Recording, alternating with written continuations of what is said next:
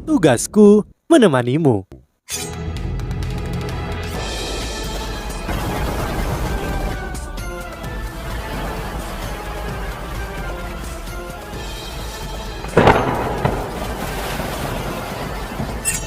Hai sahabat Pasuk, kembali lagi bersama alur cerita versi novel Solen 2 Sekte Tang yang tak tertandingi. Jangan lupa like, subscribe, dan nyalakan tanda lonceng. Mari kita lanjutkan. Permaisuri salju tertawa dingin dan berkata, "Kau hanya hidup selama beberapa hari dan kau berani mendiskusikan waktu denganku.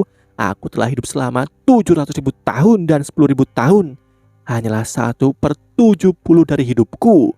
Apakah itu sangat lama untukmu? Aku akan menghitung sampai 3.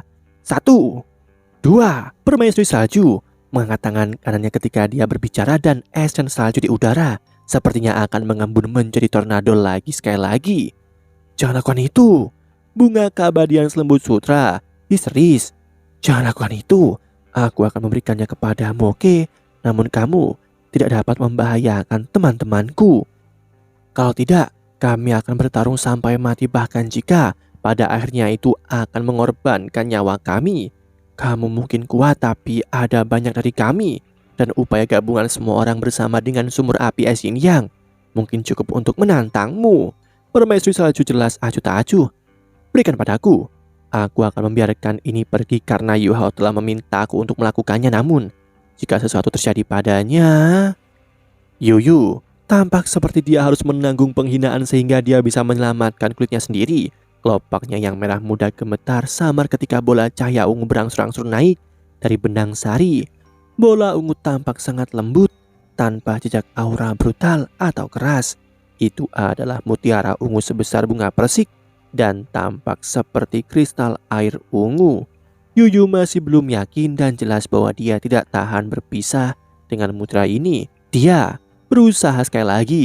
"Setelah mutiara melayang keluar, bisakah kamu meninggalkan setengahnya untukku?" Permaisuri salju tidak merespon, sebaliknya langsung mengangkat tangan kanannya ke udara. "Oh, jangan lakukan itu. Aku akan memberikannya kepadamu." Yuyu tidak berani mencoba yang lain karena ini menyangkut kehidupan berbagai tanaman di sekitarnya. Permaisuri salju mendengus ketika dia meraih mutiara sebelum dia berbalik dan berkata dengan ekspresi dingin di wajahnya, "Tidak mudah bagi kalian untuk tumbuh di tempat seperti ini. Selain eksotika sumur api es yin yang."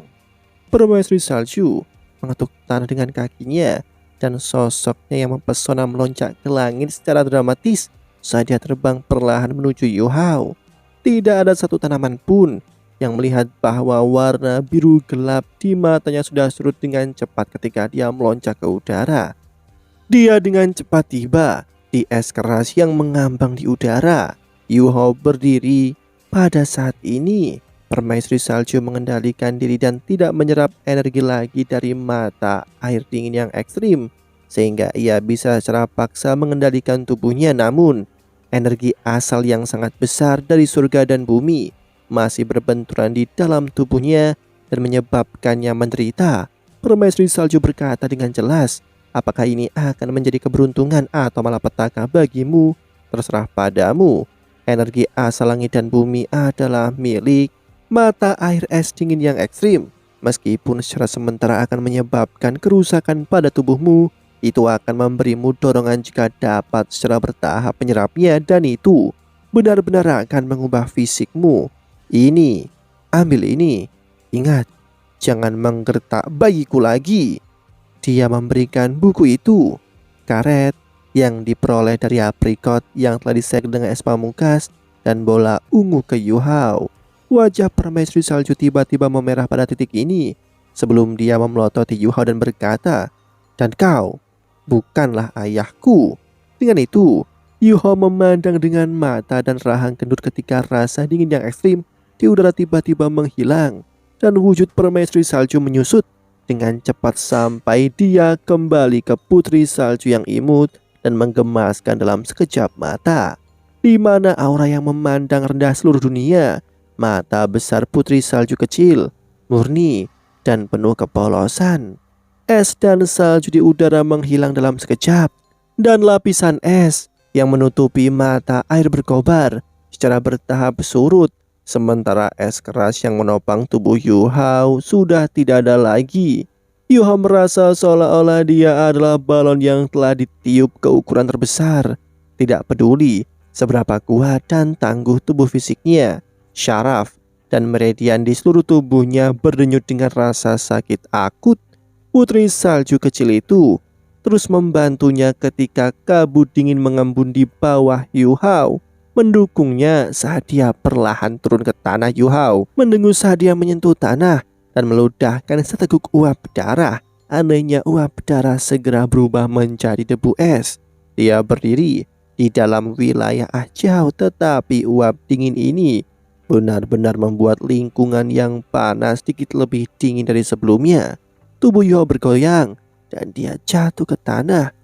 Ada ekspresi sakit intens di wajahnya. Permaisuri salju telah menyerap terlalu banyak energi asal dari mata air dingin yang ekstrim, dan butiran-butiran keringat mengalir di dahi dan wajahnya. Butiran-butiran keringat ini menjadi mutiara es saat jatuh ke tanah. Pikiran Yu Hao masih sangat jernih meskipun tubuh dan fisiknya kesakitan. Dia sangat jelas tentang bahaya yang dia hadapi. Masalahnya bukan karena dia, tetapi permaisuri salju. Aura menakutkan yang permaisuri salju ganas lepaskan adalah batas yang bisa diambil tubuh Yu Hao. Permaisuri salju tidak memiliki kekuatan serangan setelah dia melayang ke tanah, dan dia hanya menggunakan 700.000 tahun kultivasinya dan aura mengerikan yang menyertainya untuk menekan tanaman di lembah. Apa yang membuat Yu Hao terdiam adalah fakta bahwa pemimpin 3 kaisar surgawi dari Ultra Ekstrim telah mendorongnya saat dia memeras aprikot berkobar dan bunga keabadian Salusutra. Apa yang akan dilakukan Yu Hao dan permaisuri salju jika tanaman di sini bekerja sama dan membalas mereka? Putri salju kecil duduk di bahu Yu Hao dan bahkan bersandar di kepalanya. Mata besarnya menatap ke arah aprikot berkobar. Tubuh seperti kubis ajau bergetar. Mereka adalah monstro, dan jelas bahwa dia bisa merasakan bahwa orang kecil ini adalah permaisuri salju langit es yang baru saja muncul di depannya. Yu Hao memuntahkan genangan darah lain sebelum dia mulai merasa lebih baik. Permaisuri salju adalah rohnya, dan ketika dia menyerap energi asal yang sangat besar dari mata air dingin yang ekstrim, Yu Hao mulai merasa jauh lebih baik. Begitu permaisuri salju langit es menghilang, dia memaksakan dirinya untuk duduk dengan menyilangkan kaki, namun dia tidak bisa berkultivasi bahkan jika dia mau. Ada terlalu banyak energi yang terkandung dalam tubuhnya, dan yang bisa ia lakukan hanyalah duduk dan membiarkan tubuhnya menyesuaikan dengan sendirinya. Wang Qier diam-diam mendarat di samping Yu Hao dengan kilatan cahaya keemasan. Dia penuh dengan kekaguman dan keheranan atas apa yang terjadi sebelumnya. Dia tidak tahu bahwa Yu Hao memiliki rahasia sebesar ini, dan aura permaisuri salju langit es telah menahannya sampai pada titik di mana ia merasa sulit untuk bernafas. Wang Qier memandang si kecil yang bertengger di bahu Yu Hao, dan sebuah kata muncul di benaknya. Roh. Itu adalah roh. Wang Qier bisa melihat wajah pucat Yu Hao yang mengerikan, dan dia meletakkan tangannya di punggungnya untuk membantu pemulihannya. Namun dia merasakan kekuatan yang sangat dingin menyerang balik padanya. Begitu dia meletakkan tangannya di punggungnya, dia melompat mundur secara refleks dan melihat bahwa seluruh tangan kanannya sudah tertutup oleh es. Bagaimana bisa ada begitu banyak kekuatan jiwa di dalam tubuhnya? Dan ini semua es pamungkas. Bagaimana bisa tubuhnya menanggungnya? Wang Qier menatap Yu Hao dengan kaget saat dia buru-buru menggunakan kekuatan jiwanya sendiri untuk menyingkirkan rasa dingin di tangannya sehingga dia bisa melelehkannya. Putri salju kecil juga duduk bersilang di bahu Yu Hao. Cahaya biru es yang samar memancar darinya terkait dengan cahaya oranye emas yang mengelilingi tubuhnya. Yu Hao bisa merasakan bahwa rasa dingin yang sangat menyiksa di tubuhnya yang menyebabkan tubuhnya membengkak namun secara bertahap mengalir ke putri salju kecil. Yu Hao langsung merasa jauh lebih baik dengan putri salju kecil berbagi beban dengannya. Koko Tianmeng yang melilit jari Yu Hao perlahan mengangkat kepalanya. Cahaya keemasan meledak dari matanya dan dia berubah menjadi seberkas cahaya yang menghilang ke dahi Yu Hao dalam sekejap. Tubuh Yu Hao bergetar. Lapisan cahaya hijau kebiruan secara bertahap bersinar dari tubuhnya melalui pakaiannya. Jelas itu berasal dari tengkoraknya. Sinar cahaya virus menjadi semakin intens dan menyinari daerah sekitarnya.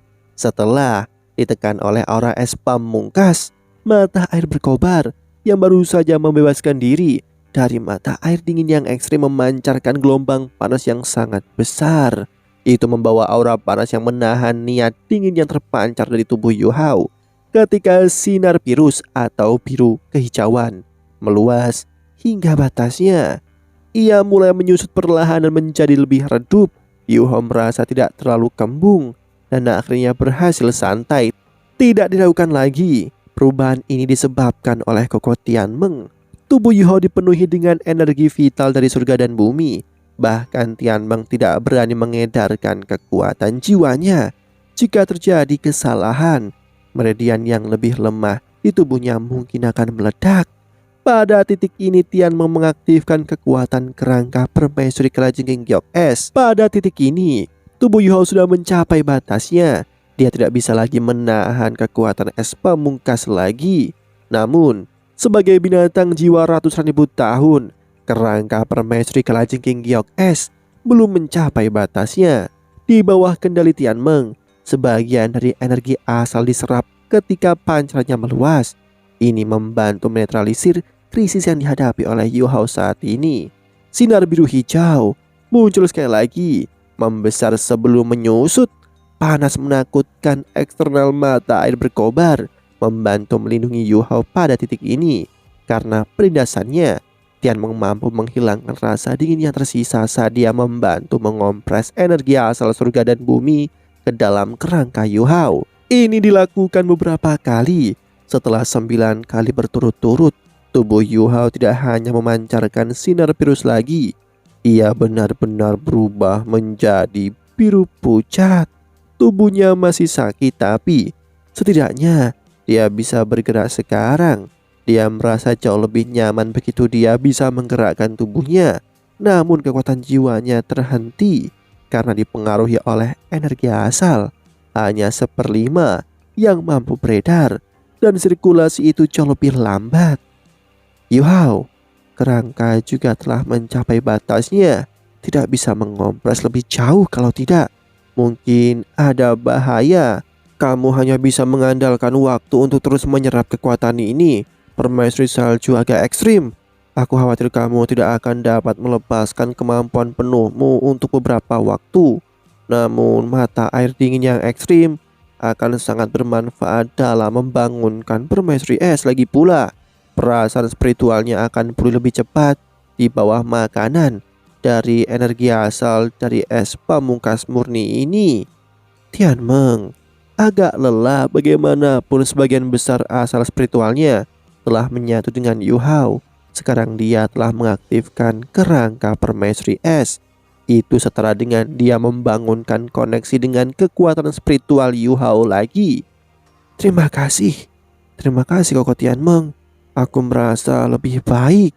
Yu Hao menghela nafas lega dan melepaskan hembusan gas putih dari mulutnya, melepaskan rasa dingin ke daerah yang diduduki oleh aprikot berkobar. Hajau, tolong buka jalan. Aku akan pergi ke sisi Yuyu. Dia berjuang untuk berdiri dan menatap Wang Hier, memberi isyarat padanya bahwa dia baik-baik saja. Hajau tidak dalam suasana hati yang baik. Dia tidak sabar menunggu Yu Hao pergi. Setelah mengerang, dia segera menginstruksikan tanaman di sekitarnya untuk membuka jalan bagi Yu Hao untuk kembali ke Yuyu. Dia ingin bertindak, tetapi dia tidak melakukannya ketika dia melihat putri salju di bahu Yu Hao. Dia trauma setelah hampir hancur menjadi bubuk.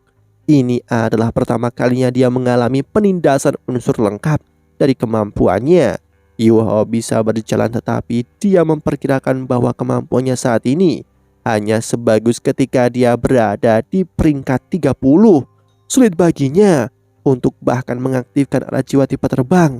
Meridiannya masih sangat sakit juga. Ini benar-benar cedera internal yang cukup parah. Pada saat ini, udara yang dihembuskannya sangat dingin. Dia juga tampak pucat dan tubuhnya terasa sangat dingin. Ini adalah harga besar yang harus dia bayar untuk kebangkitan permaisuri salju. Yu Hao mengungkapkan senyum pahit di wajahnya. Sejak permaisuri salju memasuki tubuhnya, dia sangat menderita. Terakhir kali, itu adalah pembalikan total dari kekuatan permaisuri salju di tubuhnya, menyebabkan Penatuai membakar indera ilahinya dalam upaya untuk menyelamatkannya. Kali ini, dia hampir meledak. Namun pertemuan ini juga telah memberinya pencerahan. Dia menyadari bahwa dia bisa memulihkan ingatan permaisuri salju jika dia memiliki kekuatan jiwa es pamungkas yang besar. Dia bahkan bisa melepaskan kemampuannya yang luar biasa. Wang Qi'er mengikuti di belakangnya. Ketika dia melihat Yu Hao, dia bisa merasakan bahwa dia tidak enak badan meskipun dia tidak tahu apa yang terjadi padanya, namun dia masih bisa merasakan karena perpaduan jiwa bela diri mereka. Kebangkitan keberadaan yang menakutkan telah menyebabkan kerusakan pada tubuh Yu Hao. Namun, segalanya menjadi lebih lancar setelah dia membayar harga yang sangat mahal. Ini terlihat dari sikap Ah Chao. Siapa yang berani menyinggung keberadaan menakutkan di tubuh Yu Hao? Ini telah mengeluarkan aura yang sangat kuat yang bisa menghancurkan semuanya yang ada di sini. Bahkan Wang Qi'er ketakutan ketika dia menghadapi kekuatan permaisuri salju. Dia hanya pernah mengalami perasaan yang sama ketika Yu Hao menghela nafas lega ketika dia kembali ke sisi Yuyu. Dia melihat buku di depannya dan berkata kepadanya, "Maaf Yuyu, aku tidak membayangkan hal seperti ini akan terjadi. Mungkin aku terpancing oleh sesuatu di dunia luar, dan karenanya permaisuri salju terbangun." Bunga besar berwarna merah muda masih mekar, namun aromanya kurang jelas. Dia mengerang dan berkata, "Berhentilah mencucurkan air mata buaya. Kembalikan pilku jika kau benar-benar minta maaf." Yang membuat Wang Qi'er dan Yuyu terkejut adalah bahwa Yu Hao benar-benar mengambil pil itu dan mengangguk ketika berkata, "Baiklah, aku akan mengembalikannya kepadamu." Saat dia berbicara, dia benar-benar berjalan menuju Yuyu dan memberikan pil padanya. Apa kau benar-benar mengembalikannya kepadaku?" Yuyu sangat terkejut sekarang. Yu Hao berkata dengan tulus, "Yuyu, aku tidak datang ke sini untuk mencari harta karun. Aku tidak mencari untuk mendapatkan apapun. Aku hanya ke sini untuk mengambil rumput kerinduan patah hati untuk kekasihku. Aku berharap dapat menerima bantuanmu. Aku sangat meminta maaf atas apa yang terjadi dan yang telah dilakukan oleh permaisuri salju kepada kalian semua sebelumnya. Aku tidak ingin menyebabkan konflik di antara kita. Aku tidak hanya akan mengembalikan pil ini kepadamu, tetapi aku juga akan mengembalikan apa yang diambil oleh permaisuri salju dari aprikot berkobar. Aku hanya berharap bahwa tidak ada lagi penghalang dan aku bisa mencari rumput kerinduan patah hati." Yuyu tidak percaya. Tunggu, Yu Hao, tahukah kamu apa yang kau katakan? Kau harus tahu bahwa karet berkobar yang diproduksi Ah Chao memiliki kualitas terbaik. Aprikot berkobar biasa dapat menghasilkan sangat sedikit karet bahkan setelah 10.000 tahun. Karet dalam jumlah besar seperti itu sudah cukup untuk meningkatkan penanaman master jiwa tipe api ke level api pamungkas. Ini sangat berharga. Pilku bahkan lebih mengesankan. Jika kau memilikinya, semua racun yang mematikan akan kehilangan efeknya dalam wilayah 300 kaki persegi. Bahkan jika kau terinfeksi racun dan racun itu sudah memasuki dalam darahmu, racun itu bisa dihilangkan begitu kau meletakkan pil itu di mulutmu. Itu dianggap sebagai harta karun, harta yang tak ternilai. Apakah kau akan menyerahkannya begitu saja? Ekspresi Yu Hao sangat tenang saat dia mengangguk. Dia berkata, "Bagiku, satu-satunya yang tak ternilai adalah kekasihku. Aku tidak ingin memiliki konflik dengan kalian semua. Ambillah. Saat Yuha berbicara, dia menempatkan pil itu langsung ke bunga keabadian sutra. Dia melepaskan pil dan membiarkannya turun. Wangkir bingung ketika dia melihat Yuhao, tapi dia tidak mengatakan apa-apa. Dia tidak mencoba menghentikannya pada saat ini. Dia hanya merasakan ada sesuatu yang tersangkut di hatinya dan dia juga merasakan kehilangan yang luar biasa. Yuyu menghela nafas dan kelopaknya mulai terbuka. Pil keunguan melayang kembali ke atas benang sari. Ajao, bagaimana menurutmu? Yuyu sebenarnya bertanya pada Ajao. Ajao juga menghela nafas dan berkata, orang itu pernah berkata bahwa mudah untuk menemukan harta yang berharga tetapi sulit untuk memiliki seorang kekasih. Biarkan dia lewat. Dia mungkin salah satu dari manusia-manusia spesial. Yuyu berkata, baiklah, aku akan membiarkanmu lewat. Kamu telah melewati semua tes yang ditinggalkan orang itu. Kembalikan barang-barang Ajao dan kamu dapat mulai membaca buku itu. Jika kamu membutuhkan bantuan, aku dapat membantumu. Terima kasih. Yu Hao sangat senang. Ini adalah akhir yang dia inginkan. Baginya, tidak ada yang lebih penting daripada Wang Dong-er. Dia tidak ingin menyinggung monster tipe tanaman ini karena keserakahannya yang akan mempengaruhi pencarian rumput kerinduan patah hati. Dia tidak mau mengambil resiko apapun. Dia kembali kacau dengan penuh semangat dan menyerahkan karet berkobar kembali padanya. Jangan langsung berikan padaku. Letakkan saja di tanah. Aku ingin menyerap kembali setelah es pamungkas mencair. Aprikot berkobar. Rupanya takut dengan es pamungkas yang ditinggalkan oleh permaisuri salju. Ketika dia melihat Yuha meletakkan karet di tanah tanpa ragu-ragu, tubuhnya yang merah padam bergoyang sedikit dan dia berbicara lagi. Sangat mudah untuk menemukan harta yang berharga, tetapi sulit untuk memiliki kekasih. Kamu orang yang baik. Yuha menyeringai dan menjawab, terima kasih. Ini akan sangat baik jika aku bisa pergi dengan rumput kerinduan patah hati. Setelah selesai berbicara, dia kembali ke domain Yuyu. Yu Hao duduk bersila dan mulai membaca buku itu. Buku itu benar-benar memancarkan aura dari zaman kuno. Yu Hao mulai membukanya. Aku senang seseorang bisa melihat kata-kataku yang terakhir. Jika kamu dapat lulus ujian dari bunga keabadian Salut Sutra, itu membuktikan bahwa kamu memenuhi syarat untuk membaca buku ini. Buku ini ditinggalkan oleh leluhur sekte Tang San. Ini mencatat perbedaan antara berbagai jenis tanaman abadi dan beracun. Ada juga beberapa metode sekte Tang yang hilang untuk menggunakan racun.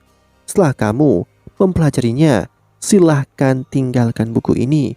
Kamu juga harus menggunakan kemampuan ini dengan bijaksana. Yu Hao terkejut saat dia membaca ini. Dia tidak berharap bahwa buku ini mencatat cara sekte Tang menggunakan racun. Dia awalnya ragu dengan kata-kata yang dilontarkan oleh Ajao dan kata-kata Yuyu. Mereka benar-benar tidak mengacu pada ayah Wang Dong-er. Sepertinya keraguannya benar. Orang yang benar-benar meninggalkan buku ini adalah leluhur Tang San, leluhur pendiri sekte Tang. Dia juga adalah orang yang menemukan tempat ini. Demikianlah kisah untuk kali ini. Sahabat Pasuk, jangan sedih, jangan bimbang, apalagi galau, karena aku kan selalu menemanimu.